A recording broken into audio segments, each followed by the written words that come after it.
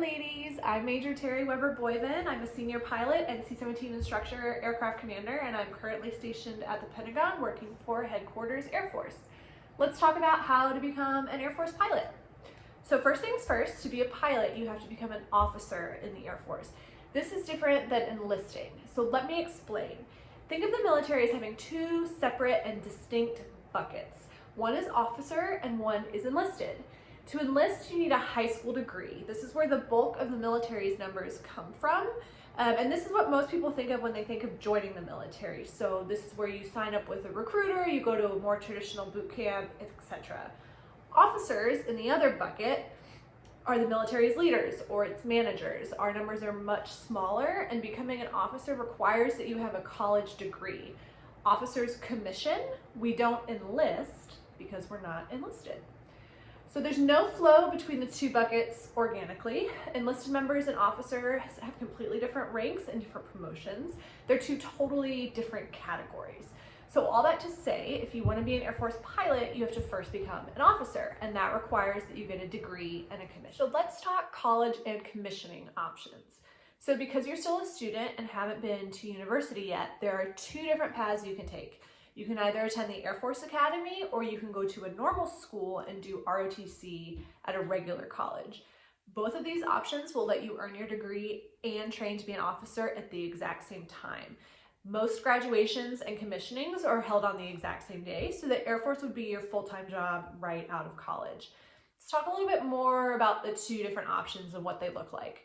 So the Air Force Academy, think of this school as Air Force and student life completely mixed together. So students are always in uniform, they're marching in formation, they have room inspections, things of that nature. It is a military academy first and foremost. It's very prestigious, but it's also very intense. In contrast, you have ROTC. So this is where you would go to a regular school, and the Air Force is only part-time for your training. So it kind of feels more like being in an Air Force club. With ROTC, you get that more traditional college experience, and most big schools do have an ROTC program, so you do have a lot of flexibility in where you actually go to college. And let me clarify something really quickly. So some high schools have JROTC, which stands for Junior ROTC. This is completely separate from ROTC. ROTC is the Air Force's formal training, and it's only offered in college. You do not have to be a member of JROTC to eventually join ROTC. Okay, so moving on. Both of these commissioning sources, the Academy and ROTC, are great. Neither one is better than the other. It really just comes down to what's best for you and what you're looking for in your college experience. Neither path guarantees a pilot slot, so you don't want to make your decision exclusively based on flying. The Academy is free to attend, but ROTC offers some great scholarships too, and even some full rides. Okay, so jump forward with me a few years. Let's say you're at your dream college, just crushing life, you're studying hard, you're learning, you're training, all that good stuff. The next step to becoming an Air Force pilot is competing for what we call a pilot slot, and this is exactly what it sounds like. It is a slot to attend flight school after you graduate and you commission.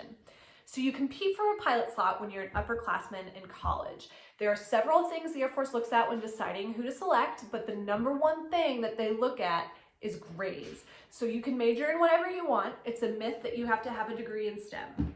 For example, I majored in international studies.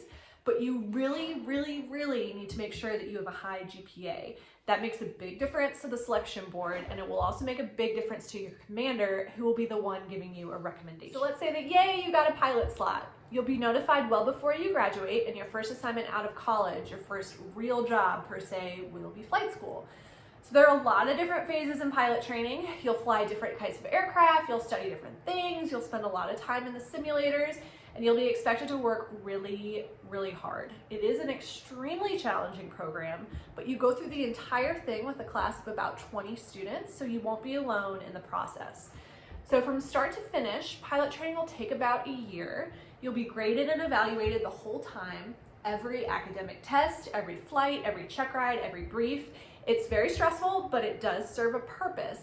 So because at the end of flight school, you get racked and stacked against your peers based on your performance. And when it comes time to select the specific aircraft that you're going to fly for the Air Force, the students with the highest grades are the most likely to get the airframe that they want to fly. So if you're number 1 in the class, chances are you get what you want. But if you're number 20 out of 20, it isn't quite as likely. So yes, you do get a say in what you want to fly, but whether or not you actually get assigned that platform comes down to your performance throughout training. Okay, so I'm just going to go through some questions that I get asked rather frequently. The first one, is there a lot of math and science involved in becoming a pilot? So I wouldn't say there's a lot in the traditional sense. You're never really sitting down solving super complex equations, but you do have to be able to run numbers quickly, and there is a lot of engineering type thinking involved. So for example, we have to know all of the systems in our aircraft and how they work. So the fuel system, the hydraulic system, etc. And when you fly on instruments, there's a lot of calculations involved, like intercept angles for holding patterns and airspeed changes. So you don't have to major in a STEM field to be successful, but you will eventually need to kind of flex that more analytical side of your brain. Okay, next question. Do you have to have perfect eyesight? The answer is no, you do not. There are specific requirements here, but the general gist is that your eyesight just has to be corrected to 20/20. Meaning you can wear glasses or contacts, and the Air Force might even pay for LASIK or PRK surgery for you. But it is important to note that you cannot be colorblind. Let's see. Do I need to study aviation on my own or get a private pilot's license?